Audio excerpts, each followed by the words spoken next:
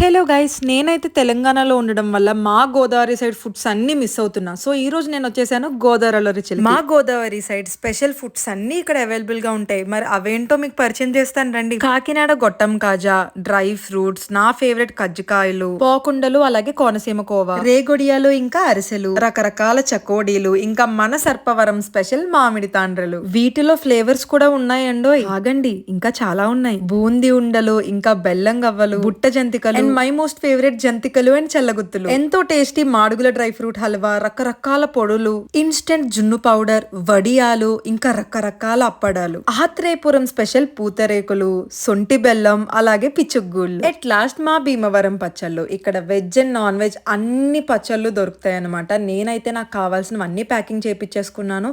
వీళ్ళవి హైదరాబాద్ లో 6+ బ్రాంచెస్ అయితే ఉన్నాయి. మరి మీరు కూడా మా గోదావరిలో రుచి చూడాలి అంటే వెంటనే వెళ్ళిపోండి మరి.